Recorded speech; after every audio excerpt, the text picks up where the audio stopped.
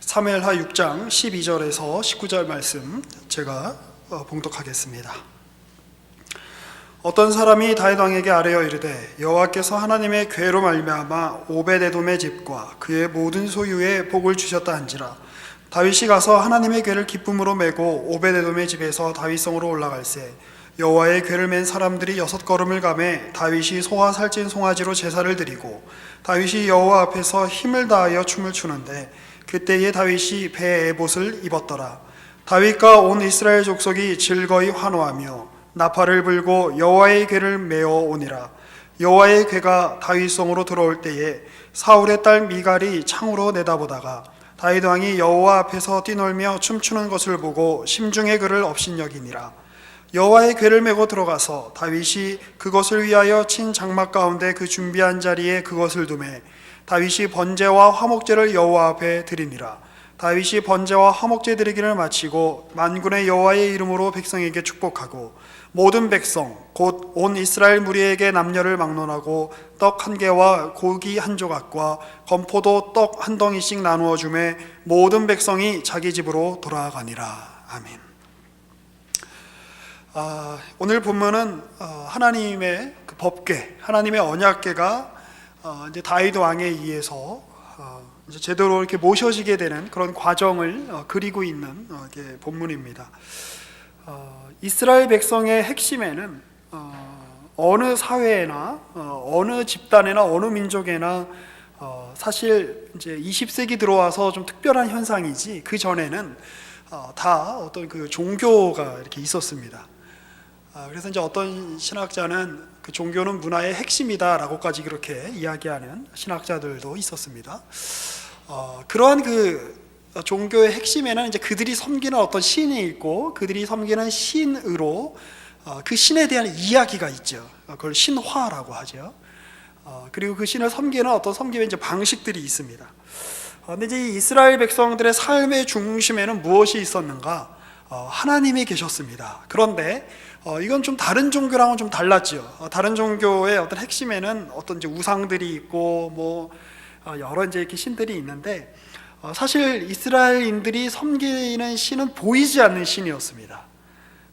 어떤 그의 형상을 만들 수 있는 그런 신이 아니었죠. 그 하나님께서 그것을 이렇게 금하시죠. 왜 그러냐면 하나님을 어떤 눈에 보이는 형상으로 제한해서 사람이 보기 좋고 사람에게 설득될 만한 어떤 모양으로 하나님을 제한할 수 없다는 것입니다. 대신 이스라엘 사람들의 중심에는 성막제도가 있습니다. 제사제도가 있습니다. 그리고 그 제사제도의 핵심에는 언약궤라고 하는 것이 있는데 이 언약궤는 무엇입니까? 하나님께서 거기 거하시는 어떤 처소로 상징되어 이렇게 보이는 것이지만 실제 하나님이 거기 거하시지는 않습니다. 그러니까 하나님은 어디에나 계시는 곳이기 때문에 성경에 이제 그런 구절들이 나오죠. 하나님이 이 하늘 그리고 이제 온 땅에 충만히 이렇게 계시는 분이시지 어디 한 지역에 어느 한 장소에만 머물러 계시는 분은 아닙니다. 그런데 이제 어떤 상징이죠. 법궤, 언약궤, 법궤라고 불리는 이 언약궤는 그 안에 하나님과 이스라엘 사이에 맺었던 언약의 돌판이 있습니다. 그리고 그들은 그것을 기념하죠. 제사 때마다 우리가 하나님과 어떤 언약을 맺었는가, 우리는 어떤 사람들인가, 우리는 어떤 백성들인가. 그런데 이 법궤를 통해서 이스라엘 백성들은 자신의 어떤 정체성을 형성을 했고 그리고 신약 시대를 살고 있는 우리들도 역시 이 교회 안에 그 다른 상징물이 없지 않습니까? 그 십자가 외에는 다른 상징물이 없습니다. 또 우리는 이제 십자가를 어떤 숭배의 대상으로 여기지 않습니다. 하나님께서 우리 가운데 행하신 어떤 은혜를 우리가 기억하고 은혜를 어떤 기념하기 위한 것이지 십자가 자체가 어떤 숭배의 대상은 아니지요. 대신 우리는 무엇을 중요하게 여깁니까? 함께 이 자리에 나와서 하나님의 말씀을 듣는 것을 우리는 중요하게 생각합니다. 하나님의 말씀을 들으면서 우리 예배 행위의 핵심이죠. 그러니까 이스라엘 제사제도의 핵심은 어떤 우상 앞에 어떤 제물을 바치는 것에 있지 않고 그들이 하나님 앞에 누구인가, 그들이 하나님 앞에 어떤 존재들인가를 깨닫는 데 그 목적이 있었던 것처럼 오늘 신약시대를 사는 우리의 이 예배 제도의 아주 중요한 핵심도 우리가 하나님 앞에 누구인가, 우리가 하나님과 어떤 관계인가, 우리가 하나님 앞에 어떻게 서 있는가를 확인하는 것이 가장 중요한 내용입니다. 자, 그런데 이 법계 얘기가 구약에서 나올 때마다 이제 이런 이야기들이 나옵니다. 무시무시한 이야기들이 나오죠. 옛날에 법궤가 블레셋 지역에 갔다가 되돌아올 때도 베세메스 사람들이 법궤를 열어보다가 많은 사람들이 죽었습니다. 오늘도 우리가 읽었던 이 본문 앞에 보면 이 하나님의 이 법궤, 이 하나님의 언약궤가 이제 우사의 아버지였던 어디죠? 아비나답이라고 하는 사람의 집에 있었는데, 이 우사가 그것을 옮기는 과정 가운데 손으로 함부로 대서 죽임을 당하고 맙니다. 이 법궤 얘기가 항상 어떤 얘기랑 연관시켜서 이렇게 나오냐면, 하나님은 통제할 수 없는 분이다를 우리에게 보여주기 위한 하나의 도구로, 하나의 예시로 법궤 얘기가 항상 사용되고 있다는 걸 기억할 필요가 있습니다. 우리가 하나님과 신이 어떤 관계를 맺는, 그러니까 인간과 신이 관계를 맺는 게 어떤 이제 종교인데요, 우리가 섬기는 하나님, 우리가 신으로 섬기는 이 하나님은 우리가 어떻게 통제하거나 우리가 어떻게 그 방식을 하나님께 나아가는 길을 만들어내거나 우리가 어떻게 하나님께 그 나아가는 길을 조작해서 이 자리에 오게 된 것이 아니라 하나님의 철저하신 주권에 의해서, 하나님의 철저하신 은혜에 의해서 우리가 이 자리에 나와 있다라고 하는 것을 성경이 끊임없이 강조하고 있다는 것입니다. 그런 의미에서 하나님은 어떤 분이시냐, 오늘 이제 다윗의 이야기를 이렇게 살펴보면 21절을 한번 보실까요? 다윗이 이제 법궤가 들어오는 것, 언약궤가 들어오는 것이 이제 기뻐서 이렇게 춤을 춥니다. 그랬더니 이제 다윗의 이제 부인, 지난주에 살펴봤죠. 그 힘들게 이렇게 얻어왔던 이 부인이 미갈인데, 이 미갈이 이제 다윗에게 이렇게 너무 채통 없이 이렇게 춤을 췄다, 너무 채통 없어 보인다, 왕이 그게 뭐냐? 라고 하면서 이제 힐책을 하지요. 바가지를 이렇게 긁지요. 그랬더니 다윗이 이렇게 이야기합니다. 21절입니다. 다윗이 미갈에게 이르되 이는 여호와 앞에서 한 것이라. 그가 내 아버지와 그의 온 집을 버리시고 나를 택하사 나를 여호와의 백성 이스라엘의 주권자로 삼으셨으니 내가 여호와 앞에 뛰놀리라. 내가 이보다 더 낮아져서 스스로 천하게 보일지라도 내가 말한 바 계집종에게는 내가 높임을 받으리라 한지라. 네가 나를 천하게 보느냐? 네가 나를 낮게 보느냐? 그러나 하나님은 나를 높이셨다. 지금 그 얘기를 하는 겁니다. 그러니까 얼핏 들으면 다윗이 화가 나니까, 미갈이 바가지를 긁어서 화가 나니까 그 미갈에 대해서 이제 말을 막 하는 것처럼 보입니다. 그러나 이 이면에는 이 성경에, 그리고 이 사무엘서에, 성경이 전체에 아주 중요한 주제가 이렇게 담겨져 있습니다.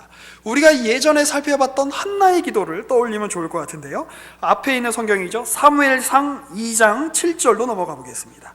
사무엘상 2장 7절에서 8절에는 이런 구절이 있습니다.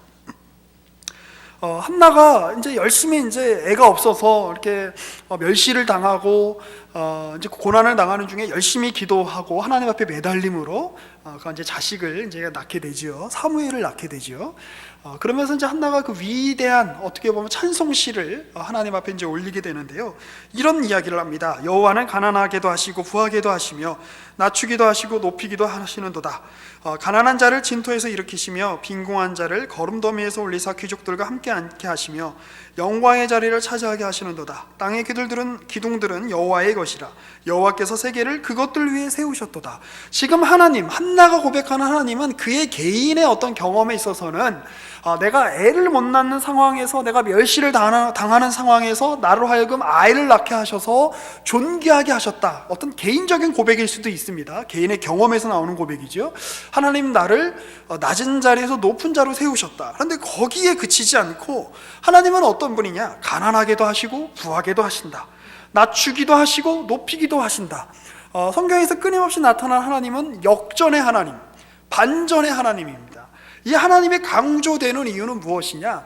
인간이 하나님께 통제권을 행사해서 인간이 원하는 대로 하나님을 조정할 수 있는 게 아니라, 아무리 부한 자라고 할지라도, 아무리 권력자라고 할지라도, 아무리 모든 것을 갖춘 자라고 할지라도 그의 한 인생의 소관도 자기 힘에 달려있는 것이 아니라, 자기 손에 달려있는 것이 아니라 하나님의 손에 달려있다라고 하는 것을 반전의 하나님, 역전의 하나님으로 우리 가운데 이렇게 보여주고 있는 것이죠. 우리의 인생이 누구의 소관에 있다고요? 하나님의 소관 안에 있다.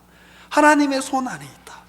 그래서 사람의 편으로 봤을 때는 너무나 당연한 일이 일어나야 함에도 불구하고 그 결과가 나지 않는 일들을 우리가 겪을 때, 또 사람의 편에 봤을 땐 도저히 그런 결과가 나올 것 같지 않은 어떤 그런 놀라운 일들을 우리가 겪었을 때, 우리는 그때그때마다 인생의 당혹함, 인생의 당혹스러움, 인생의 어쩔 수 없음, 우리 삶이 내 삶인 건 분명하지만 내 삶이 내 뜻대로 되지 않음, 그 앞에서 우리가 무엇을 고백할 수 있습니까? 내 삶은, 내 인생은 내가 붙잡고 있는 게 아니라 하나님이 붙잡고 계시는구나 라고 하는 것을 우리는 깨달을 수 있다는 것입니다. 성경에서 끊임없이 이야기하는 것은 하나님은 역전의 하나님이시다 라고 하는 겁니다. 자, 그런데 그 하나님은 누구죠? 이슬람교에서 섬기는 그런 그들이 생각하는 신관처럼 우리가 아무리 열심히 노력하고 우리가 아무리 그 앞에서 신실해도 변덕스럽게 마음을 바꿀 수 있는 그런 신에 불과한 걸까요? 그러면 혹은 어떤 그 그리스의 비극 작가들이 이야기했던 것처럼 하나님이 어떤 가지고 오시는 어떤 우리 인생의 미래는 우리가 아무리 뭔가 열심히 하고 우리가 아무리 뭔가 이렇게 잘 살아도 결국 우리가 비극을 맞을 수밖에 없는, 결국 우리는 그런 어떤 하나님이 가지고 오시는 현실의 어떤 비극 앞에 우리는 아무것도 할 게 없는, 그래서 이렇게 피하려고 하고 저렇게 피하려고 해도 피할 수 없는 그런 어떤 결정론, 운명론을 지금 성경이 이야기하는 걸까요?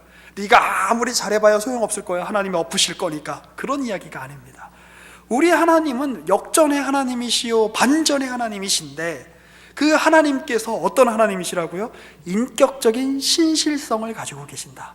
하나님이 역전을 일으키시고 반전을 일으키시는 그 중심점, 지렛대에 어떤 해당하는 그 구심점이 있는데, 그 구심점이 뭘까요?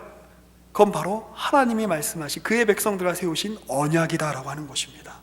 그 언약이라는 그 지렛점, 언약이라는 그 중심점을 하나님이 근거로 해서 그의 백성들의 삶을 하나님이 조정하시고 하나님의 선하신 뜻 가운데 인도하신다라고 하는 것입니다. 사무엘상 2장 30절로 한번 넘어가 보겠습니다. 그래서 우리는 이렇게 이야기할 수 있는 겁니다.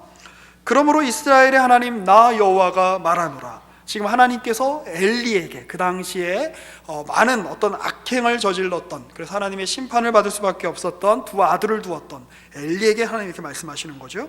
내가 전에 내 집과 내 조상의 집이 내 앞에 영원히 행하리라 하였으나 이제 나 여호와가 말하노니 결단코 그렇게 하지 아니하리라. 나를 존중히 여기는 자를 내가 존중히 여기고 나를 멸시하는 자를 내가 경멸하리라. 신학자들에 따라서는, 어떤 성경학자들은 이 구절이 사무엘서 전체의 주제라고 이야기하는 사람들이 있습니다. 이거는 어떤 인과응보의 법칙에 대한 이야기가 아닙니다. 인과응보의 법칙은 인격성이 어떤 사라진 법칙이죠. 고려되지 않는 법칙이죠. 이 법칙은 뭐냐? 하나님이라고 하는 그러한 우리가 하나님 앞에, 그 하나님이라고 하는 인격적 대상 앞에, 하나님의 인격이 아니시지만 어떤 우리에게 인격적으로 대해주신다는 차원에서 이렇게 제가 말씀을 드리는 겁니다. 그 대상 앞에 너희가 과연 얼마나 신실하느냐, 하나님이 보여주신 그 신실함 앞에 너희가 신실하게 반응하느냐, 하나님이 그것을 중요하게 여기신다라고 하는 것을 이 구절은 보여주고 있는 겁니다. 그리고 이것이 사무엘서 전체의 주제라고 할 수 있는 것입니다. 하나님을 존중히 여기는 자는 존중히 여김을 받는다. 하나님을 거부하고 하나님을 존중히 여기지 않는 자는, 하나님을 멸시하는 자는 하나님께서 경멸하신다. 자, 그래서 이것이 이제 오늘 우리가 살펴봤던 본문인 그 앞에 부분에 우사가 이제 죽게 되는 그 장면에 대한 어떤 해설일 수 있을 것입니다. 다시 사무엘하 6장으로 넘어와 보겠습니다. 6장 1절인데요.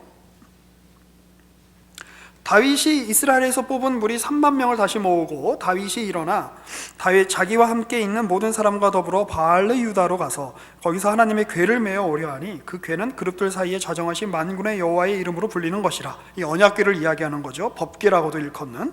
그들이 하나님의 궤를 새 수레에 싣고 산에 있는 아비나답의 집에서 나오는데 아비나답의 아들 우사와 아효가 그 새 수레를 모니라. 그들이 산에 있는 아비나답의 집에서 하나님의 궤를 싣고 나올 때에 아효는 궤 앞에서 가고 다윗과 이스라엘 온 족속은 잣나무로 만든 여러 가지 악기와 수금과 비파와 소고와 양금과 제금으로 여호와 앞에서 연주하더라.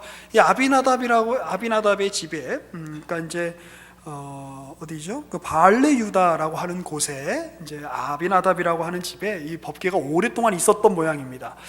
기록을 보면 이 사울 왕은 법궤를 그렇게 찾지 않았던 것 같아요. 그런데 다윗은 이제 왕이 되고 정돈이 되자마자 법궤를 찾고 하나님의 궤를 찾았다는 것은 그가 지금 무엇을 중요하게 여기고 있냐를 잘 보여주고 있는 것이에요.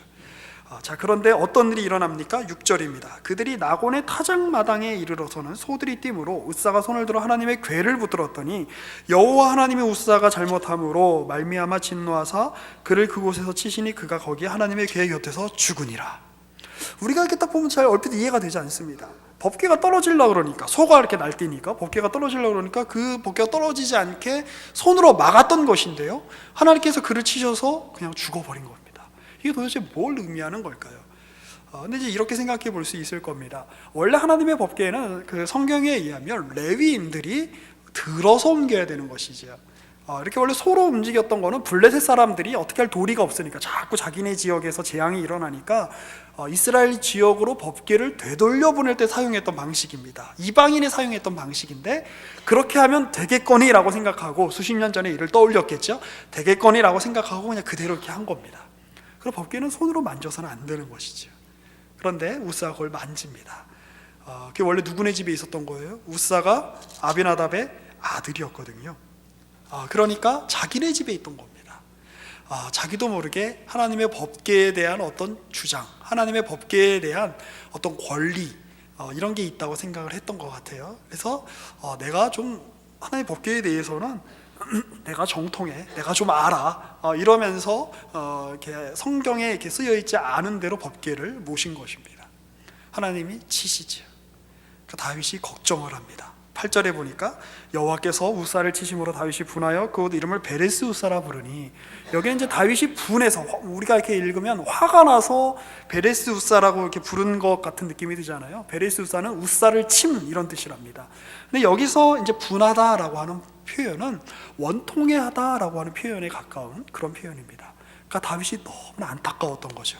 이제 드디어 법궤를 모시고 어떻게 보면 하나님을 이제 온전히 예배하는 그런 공동체로 이스라엘 백성들을 다시 세울 기회가 왔는데, 웃사의 어떤 실수로 그런 일들이 이제 자꾸 이게 지연되고 할 수 없게 된 거에 대해서 안타까워했다는 겁니다. 그리고 9절이 중요하죠. 다윗이 그날에 여호와를 두려워하여 이르되 여호와의 궤가 어찌 내게로 오리요 하고. 근데 저는 이것이 우리가 가져야 되는 아주 중요한 태도라고 생각됩니다.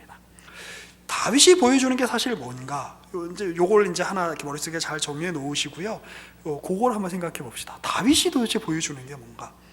여기 맥락에서 오늘 읽었던 본문에서 다윗이 보여주는 것은 언약을 드러내는 데 있습니다. 14절에 보면 다윗이 여호와 앞에서 이렇게 춤을 추죠. 그때 다윗이 배 에봇을 입었다 그러는데, 이 에봇은 사실 제사장들이 입는 겁니다. 자, 그런데 그러니까 다윗은 곧 왕이자 지금 여기서는 약간 제사장 역할을 하는 것처럼 보여지기도 합니다. 근데 결국 그것은 누구를 이렇게 예표하냐면, 칼빈이 이야기했던 것처럼 왕의 역할을 하시고 제사장의 역할을 하시고 선지자의 역할을 하시는, 구약에는 이 모든 인물들이 다 나뉘어져 있었지만 이 모든 그 역할들을 다 같이 한 분이 감당하시는 분이 있죠. 그분이 누구입니까? 예수 그리스도입니다. 다윗은 여기에서 어떻게 보면 예수님을 예표하는 그런 역할을 하는 것처럼 보여지기도 합니다. 자, 그런데 중요한 거는 뭐라는 거예요? 다윗은 여기서는 본문이 아니라는 겁니다. 우리가 요즘 계속 텍스트와 컨텍스트 얘기를 하죠. 다윗은 본문이 아닙니다. 법궤를 끌고 갔던, 베세메스로 향해 갔던 소는 본문이 아닙니다. 이스라엘의 역사는 본문이 아닙니다. 무엇이 본문입니까? 예수 그리스도가 본문입니다. 그러니까 우리 여기서 중요하게 생각해야 되는 게 있는데, 뭐냐면 인격과 직분을 구분해야 됩니다. 인격과 사역을 구분해야 됩니다. 오늘 우리가 읽었던 그 시편 말씀도 보면 그 제왕시로 알려져 있는 시입니다. 시편 유형 중에 마침 오늘 우리가 참 이렇게 제가 의도하진 않았는데 잘 우리가 읽게 됐는데요. 뭐냐면 이런 시죠. 그러니까 이제 왕이 어떤 즉위를 할 때에 하나님께서 왕에게 복을 내려 주십시오라고 하는 의미로 어떤 지었던 시로 알려져 있습니다. 그러니까 좀 이상하죠. 하나님 우리 임금님을 축복해 주십시오. 이런 게 왜 그 임금님을 정말 훌륭하게 해 주십시오. 이게 왜 성경에 들어와 있나? 권력자에 대한 아부처럼 보이는데 이런 내용이죠. 이스라엘의 왕은 단지 한 민족의 왕이 아니라 누군가를 예표한다는 겁니다. 누구를 예표하는 거죠? 예수 그리스도께서 이 땅에 오셔서 왕의 역할을 하시는 걸 예표하는 거죠. 결국 하나님을 드러내는 어떤 직분이라는 거죠. 어떤 직위라는 겁니다. 어떤 사역이라는 겁니다. 그런데 우리는 여기서 혼동을 합니다. 왜 성경에, 신약 성경의 세례 요한에 대한 기록이 그렇게 짧을까요? 예수님께서 여자가 낳은 이 중에 제일 큰이라고 말씀하셨는데 사람들이 그의 직분, 그의 사역과 그의 인격을 혼동할 수 있기 때문입니다. 마리아는 사실 이제 신앙 고백들에 의하면 하나님을 낳으신 이로 그렇게 칭송을 받습니다. 그런데 여기서 하나님을 낳으신 이라고 하는 것은 마리아가 어떤 신적 존재라는 뜻이 아니죠. 예수 그리스도를 낳았다는 뜻입니다. 그런데 가톨릭에서 오해하는 게 그겁니다. 직분과 인격을 혼동하는 겁니다. 마리아의 직분은 중요합니다. 예수를 낳았으니까요. 마리아의 역할은 굉장히 중요합니다. 그러나 마리아의 인격은 인간입니다. 우리가 숭배해야 되고 우리가 경배해야 될 대상은 아니라는 것이지요. 마찬가지죠. 다윗도 마찬가지입니다. 다윗은 굉장히 훌륭한 사람처럼 보여집니다. 다윗이 한 역할은 중요합니다. 그러나 우리가 성경에서 의미 있게 봐야 되는 것은 그의 역할입니다. 그가 지금 무엇을 드러내고 있는가? 그가 지금 누구를 드러내고 있는가? 그가 지금 어느 맥락에서 하나님께 사용당하고 있는가? 다윗은 우리가 숭배해야 될 대상이 아니라는 거죠. 다윗은 우리가 찬송해야 될 대상이 아니라는 겁니다. 여러분, 우리 신앙에 있어서 우리가 온전히 숭배해야 될, 우리가 온전히 경배해야 될 인격은 누구밖에 없습니까? 예수밖에 없습니다. 그런데 오늘날 얼마나 많은 사람들이 이것에 대해서 오해를 하는지 모릅니다. 얼마나 많은 사람들이 컨텍스트에 불과한, 여기서 이 다윗의 인격도 사실은 컨텍스트에 불과한 것이지요. 어떻게 보면 우사의 집에 이 법궤가 있었다는 것도, 우사도 컨텍스트에 불과한 것이죠. 그들이 담아내야 되는 것은 무엇입니까? 언약궤입니다. 그들이 담고 있는 것, 그들이 품고 있는 것은 무엇입니까? 하나님의 언약입니다. 하나님의 말씀입니다. 하나님의 일하심입니다. 언약의 핵심 내용이 무엇입니까? 나는 너의 하나님이 되리라 라고 말씀하시는 그 내용입니다. 그걸 붙잡고 있어야 되는데 지금 혼동하고 있는 거죠.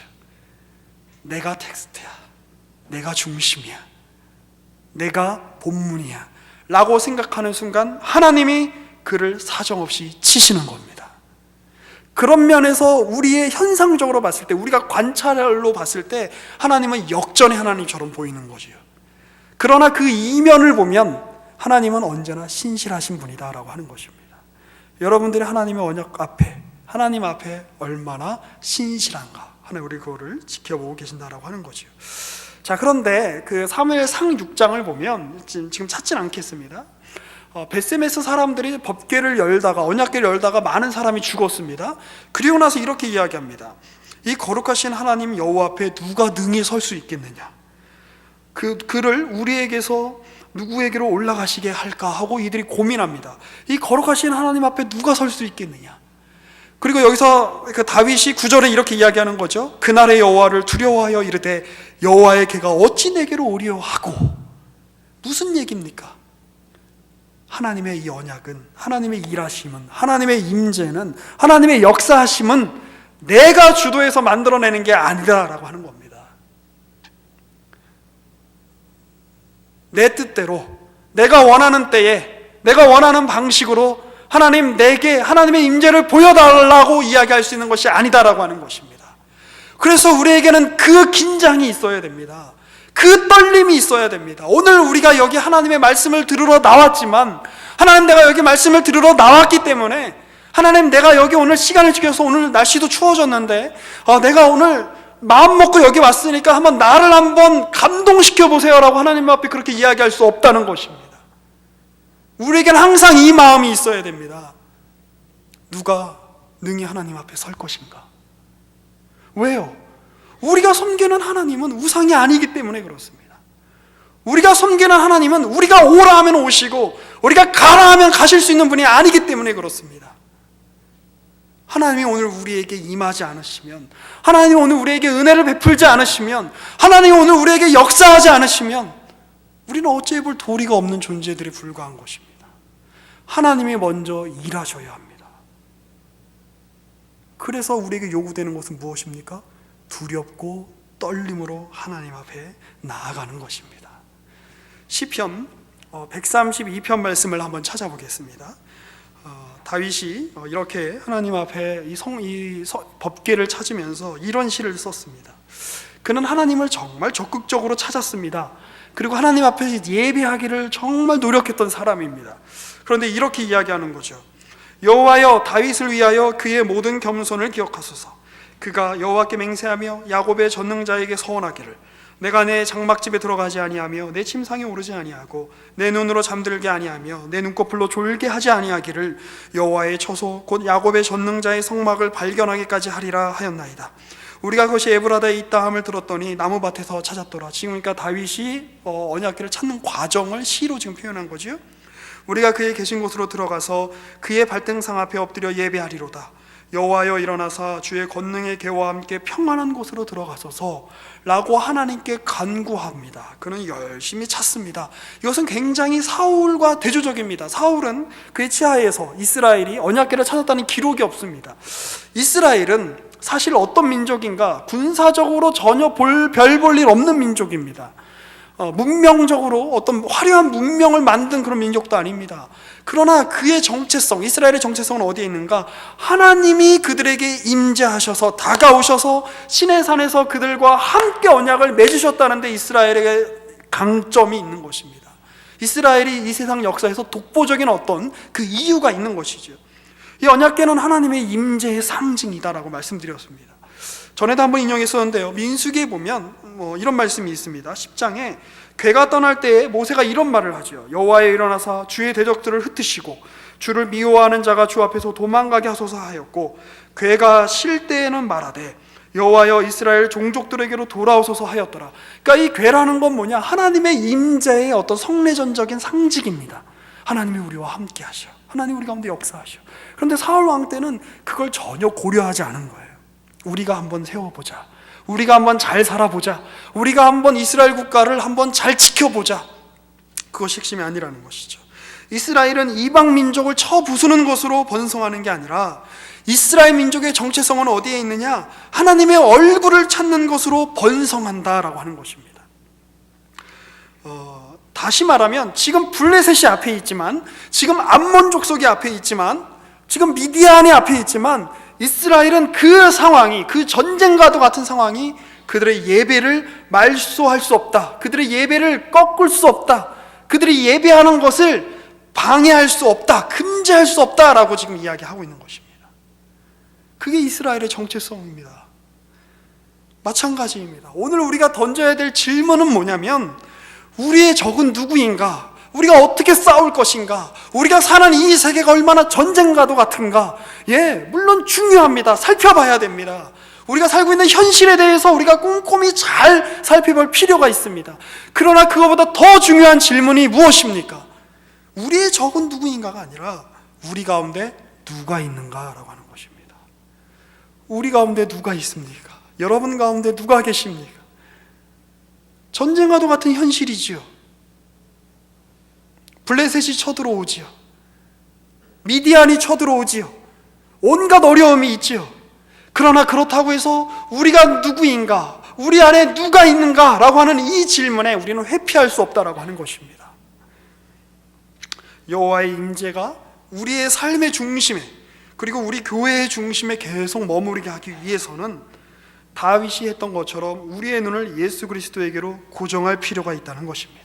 다윗이 미갈에게 이야기했던 것처럼 내가 하나님 앞에 예배하고 춤추는 것을 멈출 수 없다, 금할 수 없다.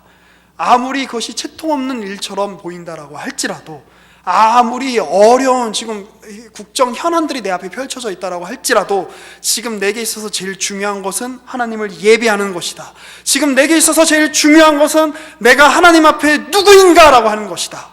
우리가 끊임없이 이야기해오고 있는 주제 아닙니까?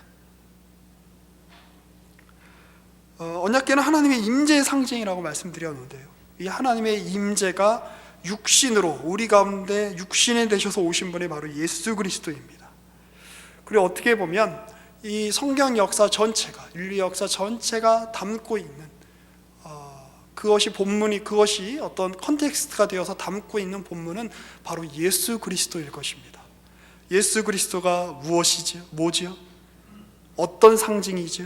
어떤 이름이죠? 임마누엘이죠. 하나님이 우리와 함께 하신다. 하나님이 우리 가운데 지금 여기 거하고 계신다. 우리 지금 그거 확인하는 시간입니다. 이 예배의 시간. 우리 지금 그렇게 살아야 되는 사람들입니다. 주께서 부르신 성도들. 자, 그런데 그런 언약의 하나님을 우리가 어떻게 섬겨야 할까요? 이 하나님께서 연락하시는 예배는 앞에 그 웃사가 이제 죽을 때에 그 묘사를 한번 보십시오. 그 5절 같은 데 보면 다윗과 이스라엘 온 족속은 잣나무로 만든 여러 가지 악기와 수금과 비파와 소고와 양금과 제금으로 여호와 앞에서 연주했다고 했는데요, 인간적으로 할 수 있는 모든 방법을 동원한 겁니다. 그런데 하나님이 웃사를 치셨습니다. 하나님께서 연락하시는 예배는 어떤 예배냐? 세상적인 방식을 흉내내어서 거창한 규모로 화려한 형식을 갖추어 드리는 예배가 아니다라고 하는 것입니다. 사람들은 그것에 주목합니다. 저 교회가 성전을 지는데, 예배당을 지는데 얼마나 들었대. 저기 교회를 지었는데 정말 너무너무 멋있게 지었대. 저 교회의 목사님은 너무너무 유명한 분이래. 저 교회는 사람들이 너무너무 많이 모인대. 저 교회에서는 예배 드릴 때 쓰는 키보드가 뭐 몇천만 원짜리래. 어떤 교회에서는 예배 드릴 때 쓰는 이 음향 장비가 우리나라에 단 한 대 없는 음향 장비래. 사람들은 그런 거에 주목합니다. 그러나 하나님은 그런 것들에 주목하지 않으십니다. 무슨 말씀인지 아시겠죠?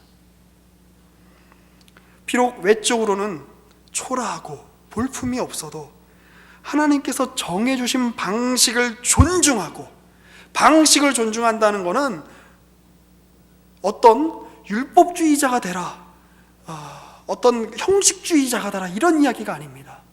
하나님을 존중해라, 그런 이야기입니다. 그리고 하나님이 정해주신 방식을 귀하게 생각하는 순전하고 정성 어린 마음에서 우러나오는 예배를 하나님께서 기뻐 받으신다는 것입니다. 오늘 우리는 하나님의 방식을 따르고 있습니까? 아니면 세상의 방식을 따르고 있습니까? 특별히 시편 2편에서는 이런 구절이 있습니다. 간단하니까 제가 읽어드릴게요. 여호와를 경외함으로 섬기고 떨며 즐거워할지어다. 어떻게 떠는 것과 즐거워하는 것이 함께 있을 수 있을까요? 그런데 하나님 앞에는 그 말이 어떻게 보면 같이 안 되는 요 두 단어가 묶여 있어야 된다는 것입니다. 우리가 하나님을 즐거워해야 합니다. 우리는 하나님으로 사는 사람들입니다. 그러나 동시에 우리는 하나님을 두려워할 줄 알아야 됩니다. 하나님 앞에 두려움과 떨림이 있어야 됩니다. 하나님을 예배의 대상으로 여겨야 됩니다. 하나님을 경배의 대상으로 생각해야 됩니다. 그래서 우리가 하나님 앞에 서 있다라고 하는 것을 기억해야 됩니다. 자, 그런데 미갈은 어떻습니까? 20절 말씀 다시 한번 볼까요? 6장 20절입니다. 다윗이 자기의 가족에게 축복하러 돌아오매 사울의 딸 미갈이 나와서 다윗을 맞으며 이르되, 이스라엘 왕이 오늘 어떻게 영화로우신지 방탕한 자가 염치 없이 자기의 몸을 드러내는 것처럼 오늘 그의 신복의 계집종의 눈앞에서 몸을 드러내셨도다 하니, 다윗이 미갈에게 이르되 이는 여호와 앞에서 한 것이니라. 그가 내 아버지와 그의 온 집을 버리시고 나를 택하사 나를 여호와의 백성 이스라엘의 주권자로 삼으셨으니 내가 여호와 앞에 뛰놀리라. 지금 미갈은 무엇을 이야기하고 있는 겁니까? 지금 미갈은 다윗에게 이렇게 이야기하는 거죠. 오늘 그의 신복의 계집종의 눈앞에서 몸을 드러내셨습니다. 당신이 너무 하나님의 궤 앞에서 춤을 추다 보니까 당신의 하체를, 당신의 몸을 보여주게 되는 어떤 우를 범하셨습니다. 천박한 일입니다. 지금 미갈의 핵심은 계집종의 눈앞에서입니다. 그게 미갈을 이렇게 지칭하는 걸 수도 있겠습니다만, 사람들의 눈앞에서입니다. 지금 사람들의 눈앞에서 이렇게 채통 없이 행동하셔야 되겠습니까? 그런데 지금 다윗의 관점은 무엇입니까? 다윗이 미갈에게 이르되 이는 여호와 앞에서 한 것이니라. 여호와 앞에서입니다. 여호와 앞에서. 사람이 뭐라고 여기든 나는 고려하지 않겠다. 그건 나에게 별로 중요한 얘기가 아니다. 하나님 앞에서 어떻게 내가 하나님 앞에 설 것인가, 하나님 앞에서 내가 어떻게 보여지게 될 것인가가 내게 있어서는 훨씬 더 중요하다. 지금 그런 이야기를 하고 있는 겁니다. 근데 16절을 보세요. 그게 뭐냐면 미갈에 대해서 뭐라고 설명하고 있냐면, 여호와의 궤가 다윗성으로 들어올 때에 사울의 딸이라고 여기서 의도적으로 표현하고 있습니다. 사울은 어떤 존재입니까? 하나님을 업신여김으로 하나님께 버림받았던 존재입니다. 하나님의 방식보다 자기의 방식을 따랐던 존재입니다. 그 사울의 그림자가 미갈에게 지금 드리워지고 있는 듯합니다. 그런데 그 미갈이 창으로 내다보다가 다윗 왕이 여호와 앞에서 뛰놀며 춤추는 것을 보고 심중에 그를 업신여기니라. 미갈의 태도입니다. 또 어떻습니까? 20절 말씀 한번 보실까요? 다시 또 보면 사울의 딸 미갈이 나와서 다윗을 맞으며 이르시되 이스라엘 왕이 오늘 어떻게 영화로우신지 비꼬는 거지요. 굉장히 고난이도의 디스를 하고 있죠. 어떻게 영화로우신지, 방탕한 자가 염치 없이 자기 몸을 드러내는 것처럼 합니다. 참 영화로우십니다. 왕답네요, 훌륭하시네요 라고 비꼬지요. 사울의 딸입니다. 다시 23절, 그러므로 사울의 딸 미갈이 죽는 날까지 그에게 자식이 없느니라. 그런데 다윗은 이렇게 이야기하는 겁니다. 야, 나는 사람들에게 보여지는 것보다 하나님 앞에 보여지는 게 중요하다. 우리 식으로 표현하면 이겁니다. 예배는 쇼가 아니다. 예배는 내가 누구한테 보여지기 위해서 드리는 게 아니다. 믿음은, 신앙은 내가 누구 앞에서 평가받기 위해서 갖는 게 아니다. 내가 내 옆에 있는 사람한테, 내가 목사님 앞에, 혹은 내가 어떤 같은 조의 어떤 지체들 앞에 어떻게 보여지기 위해서 예배하는 것이 아니라 나는 하나님 앞에 예배한다. 예배는 왜? 예배는 쇼가 아니니까. 예배는 하나님 앞에 드려지는 거룩한 행위이니까. 그래서 나는 네가 뭐라고 하든지, 나는 네가 뭐라고 생각하든지, 나는 오늘 나의 자리에서 하나님 앞에 두려움과 떨림으로 하나님 앞에 나아가겠다. 이것이 바로 다윗의 고백입니다. 그리고 그것이 우리의 고백이 되어야 되지 않겠습니까? 블레셋이 난리칩니다. 우리의 삶에서. 우리의 삶에서 미갈이 옆에서 조롱합니다. 폭풍과도 같은 현실이 매일매일 펼쳐집니다. 그러나 그 현실 속에서 우리가 누구 눈앞에 서 있는가? 사람들의 눈을 의식할 것인가? 사람들 앞에 비춰지는 나의 채통을 의식할 것인가? 아니면 내가 지금 하나님 앞에 엄연하신, 지엄하신 하나님 앞에 서 있다는 것을 기억하고 온전한 예배자로 설 것인가? 미갈은 어떻게 보면 옛 시대, 사울의 시대를 상징하는 인물이죠. 자기 힘으로 자기의 나라를 구축하려고 했던 사람입니다. 그렇게 살 것인가? 아니면 다윗, 새로운 시대를 어떻게 보면 이렇게 우리에게 보여주는 인물입니다. 하나님께 의지하여 내 인생을 세워나갈 것인가? 여러분은 미갈입니까? 다윗입니까? 어느 자리에 있습니까? 누구의 자리에 있습니까? 하나님의 영광을 인식하면서 사는 자들입니까? 아니면 우사처럼 하나님을 조정하려고 하는 자리에 있으십니까? 아니면 미갈처럼 하나님보다 사람의 시선이 훨씬 더 중요한 그런 자리에 있으십니까? 오늘 본문은 우리가 어느 자리에 있는지, 그리고 어떻게 행동해야 하는지, 어떻게 결정할 것인지 우리에게 분명하게 보여주고 있는 말씀입니다. 기도하겠습니다.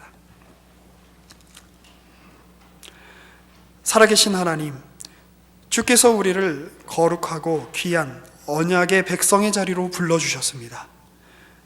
우리가 이 자리로 부름을 받은 자들에 합당하게 하나님을 기억하며 주의 말씀을 기억하며 살아가는 우리 모두가 될 수 있도록 복 내려 주시옵소서.